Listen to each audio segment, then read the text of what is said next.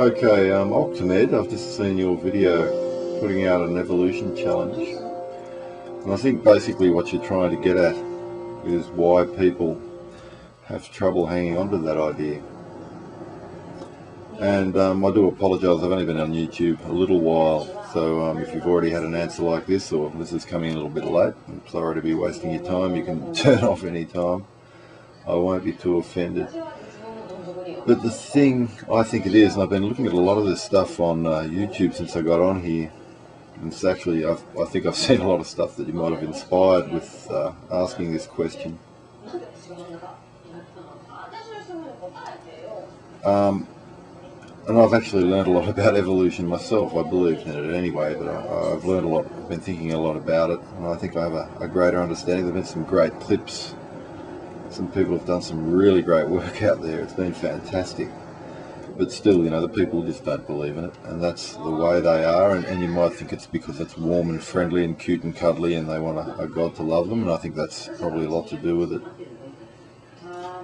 But I think that it's the numbers.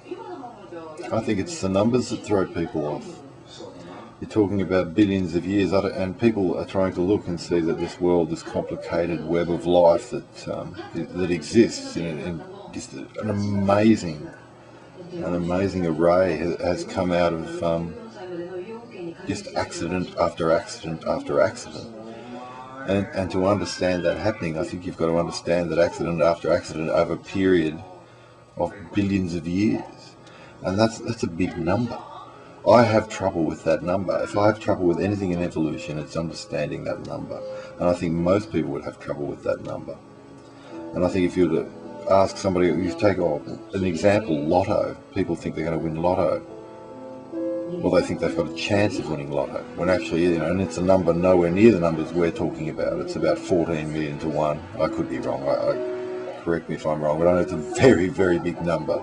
If you were to have a bag with that number of white balls and one black one, and you were to put them all in a bag and pick one out until you got the black one, and every time you pick one out you put it back in and you start from the same place again, you could be there a very long time.